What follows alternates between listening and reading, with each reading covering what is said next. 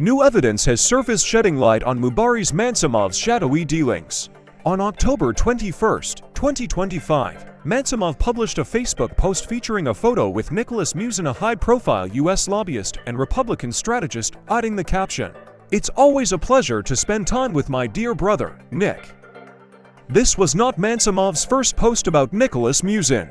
Earlier, on August 15th of the same year, he had shared another photos with Musin, writing, "We always have a great time together with my dear brother Nicholas. We'll be announcing our new company soon." It should be noted that the relationship between these two figures is not new.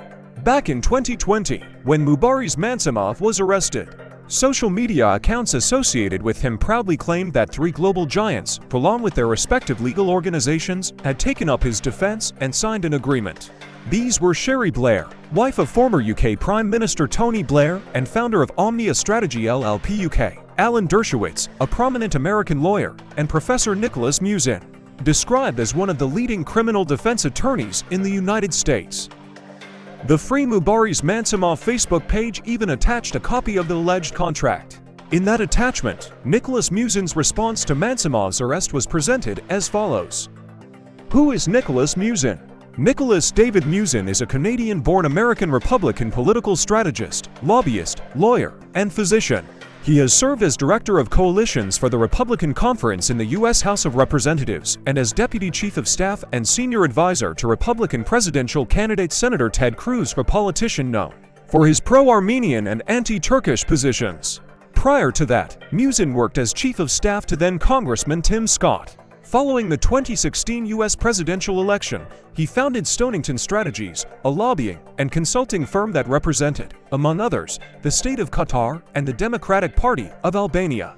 Nicholas Musin was born in 1975 in Toronto, Ontario, Canada, into a Jewish family. He attended Ner Israel Yeshiva High School in Toronto and later the Talmudical Yeshiva of Philadelphia. After completing his religious and secondary education, he enrolled at Yeshiva University in Washington Heights, Manhattan, a private Jewish institution of higher learning. During his time at Yeshiva University, he served as editor-in-chief of the student newspaper, The Commentator. Musin went on to graduate from the Albert Einstein College of Medicine in 2001 on a full four-year scholarship. After completing a one-year internship in internal medicine, he transitioned to law, enrolling at Yale Law School, where he served as vice president of the Federalist Society. While at Yale, he was also a member of the Shabtai Jewish Leadership Society, an elite network of influential Jewish scholars and professionals. According to a BBC investigation, Nicholas Musin's name surfaced in connection with the financing of Albania's political opposition. The report revealed that, in November 2023, Lulzim Basha, Albania's former Minister of Europe and Foreign Affairs, had secretly received funds from Russian sources, including entities linked to Vladimir Putin and Yevgeny Prigozhin. The investigation found that $500,000 was transferred through a Scotland-registered company, Biniatta Trade LP, which had hired Republican strategist Nick Musin to act as Basha's lobbyist in the United States. There are a number of mysteries surrounding Biniatta Trade. No one has ever worked at its registered address in Edinburgh, an address shared by hundreds of other shell firms. The company was in fact controlled through two entities registered in Belize, one of the world's leading offshore tax havens. According to the investigative outlet Finance Uncovered, a joint inquiry by the BBC and the Seychelles Broadcasting Corporation into how figures from the former Soviet Union have exploited UK limited partnerships identified the individual behind Biniatta Trade. That individual is Maxim Trofimets, a Russian national born in Moscow, who serves as the director of a company involved in helicopter sales. He continues to live and work in Russia. According to publicly available Russian corporate records, Techproyekt LLC registered at 2 Elektrotnaya Street, Building 34, Apartment 4/2, Perovo District. Moscow is officially listed under the name of Maxim Mikhailovich Trofimets, confirming his ongoing business activity in the Russian Federation. Documents obtained from the Pandora Papers reveal a series of confidential agreements indicating that Biniatta Trade's to Belize registered partners had effectively transferred management and ownership rights over the Scottish firm to Maxim Trofimets. However, Trofimets' LinkedIn profile makes no mention of Biniatta Trade. It lists him only as sales director at Exclasis Holding, a Russian helicopter company, a position he has held since 2018. It has been revealed that Exclasis Holding, where Trofimov serves as sales director, had prior to the sanctions imposed following the war in Ukraine had been purchasing civilian helicopters from Leonardo, Italy's aerospace and defense group, and from AgustaWestland, a former British-Italian aviation consortium, and reselling them to Russia and other former Soviet states. In addition to supplying equipment and products to the offshore oil and gas industry, as well as to law enforcement agencies and private VVIP and VIP clients. Exclasis Holding also sold Leonardo helicopters under the designation of special security missions to at least one undisclosed Russian state agency, according to Politico.al. According to the BBC, the Seychelles-based company Alpha Consulting has facilitated the creation of more than 900 UK-registered firms that exploited legal loopholes to conceal their true owners. Among these entities, one was found to be operating an oil tanker in violation of international sanctions, while others were implicated in tax evasion and financial crimes. The BBC, in collaboration with Finance Uncovered and the Seychelles Broadcasting Corporation, revealed that Alpha Consulting not only provided services to individuals close to Russian President Vladimir Putin, but also became one of the most prolific shell company factories, helping clients exploit loopholes in UK legislation. Most of the firms it assisted were involved in fraud and tax evasion schemes, and at least one was accused of interfering in foreign elections. The investigation also found that Alpha Consulting was managed by Viktoria Volkovskaya, a Russian citizen. It is true that this individual engaged in lobbying activities for the state of Qatar until 2018. However, what kind of lobbying services he now intends to provide in connection with Mubariz Mansimov remains unclear. Considering the current complex geopolitical environment, Mansimov's decision to publicize this meeting with such fanfare raises further suspicions. At the same time, Mubariz Mansimov's remark about Nicholas Musin "We will soon announce our new company" cannot go unnoticed. It is worth recalling how Mansimov's previous attempt at cooperation with another American lobbyist ended not so long ago. In September 2020, investigative journalists published an extensive report on Mansimov's connections with another lobbying firm operating in the United States, as well as with certain individuals of questionable reputation who had arranged that meeting. An investigation by Courthouse News Service and NBC News uncovered details surrounding the signing of a contract ostensibly aimed at representing Turkey's legitimate interests in the United States. The report also exposed the involvement of intermediary figures with ties to Russia, individuals who had orchestrated a large-scale financial fraud scheme, as well as key players in the Ukraine compromat scandal that triggered impeachment proceedings against Donald Trump during the final months of his first presidential term. The events appear to have taken place in late 2016, during the U.S. presidential election period, and in January 2017. According to media reports, on the eve of Donald Trump's inauguration, representatives of several foreign states met for lunch at the Watergate Hotel in Washington, D.C., in an effort to establish contacts with the incoming U.S. administration. According to media reports, the meeting at the Watergate Hotel had two organizers.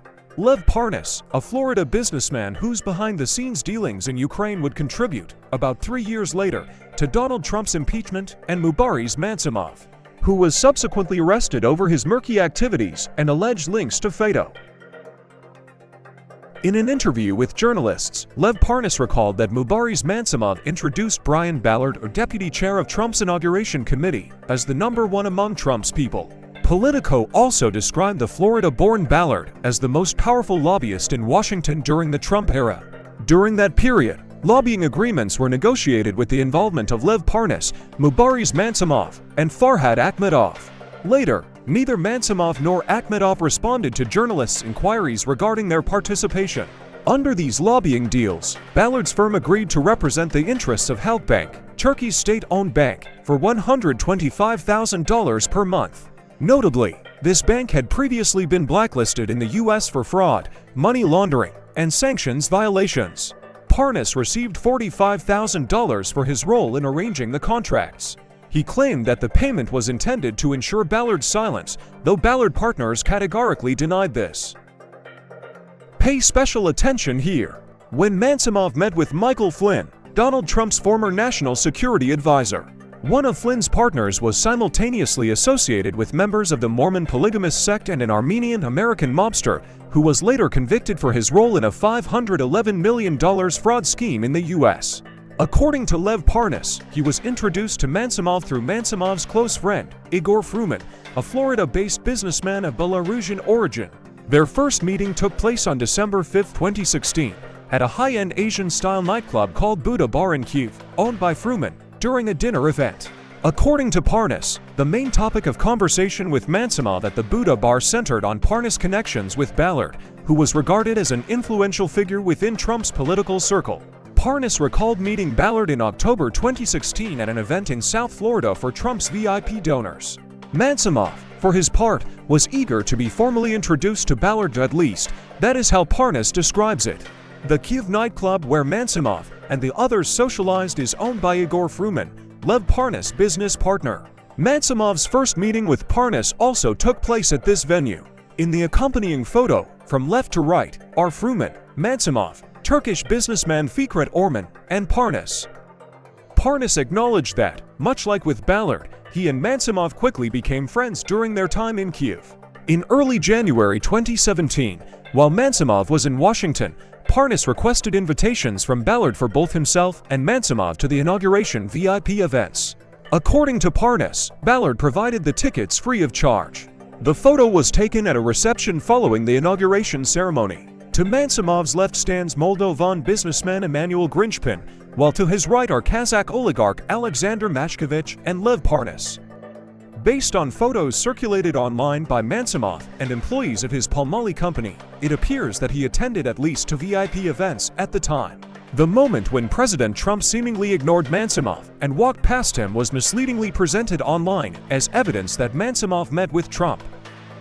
2 days after Trump's inauguration, the Luna, one of the world's largest ocean yacht, owned by Farhad Akhmedov, docked at Miami ports. During Akhmedov's stay in the U.S., the super yacht remained moored for several months near Miami Museum Park. At Mansimov's request, Parnas met with Akhmedov aboard his roughly $500 million super yacht. Speaking with journalists, Parnas praised Akhmedov's yacht and highlighted that Akhmedov had high expectations for establishing connections with Ballard. Parnas also claimed that he and Ballard later introduced Akhmedov to gambling billionaire and Republican megadonor Steve Wynn, though Ballard Partners has denied this. Parnas said the meeting took place on March 4th at the Republican National Committee headquarters in Palm Beach, Florida. A photo published by journalists shows Parnas, Wynn and Akhmedov together at the event. Wynn's attorney, Reed Weingarten, confirmed their presence but said Parnas and Akhmedov were strangers to Wynn. 4 days later, on March 8th, Parnas and Akhmedov flew to Washington, D.C. on Akhmedov's private jet to meet Ballard.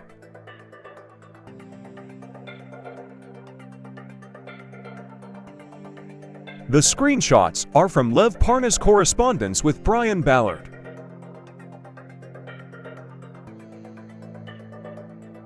According to information obtained by journalists, Ballard's firm made payments totaling $22,500 to Parnas in 2018, a little over a year after it had helped arrange the lobbying deals. Two names appear frequently in this investigation: businessman Sezgin Korkmaz and Levislan Derman, also known as Levon Termengian, an Armenian-American mobster. The article also notes that, despite Mansimov's denials, he in fact maintained close ties with both individuals. The website even published a photo showing them together at a wedding ceremony in Istanbul in 2016.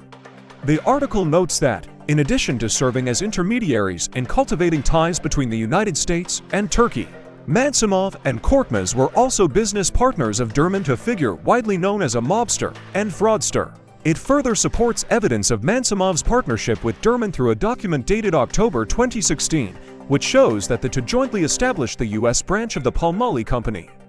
Daniel McDare, a former associate of Levon Derman, told journalists that the plan by Mansimov and Derman to establish a subsidiary company for transporting crude oil without first securing an agreement with the Turkish authorities ultimately failed. It might have been promising if it had been backed by a formal contract with the Turkish government or if Ankara had actively supported the deal. But that never happened, said the former associate of the Armenian-American mobster. In his conversation with journalists, Lev Parnas claimed that he knew very little about Derman's business relationship with Mansimov, adding that it was Mansimov himself who had introduced him to the criminal figure.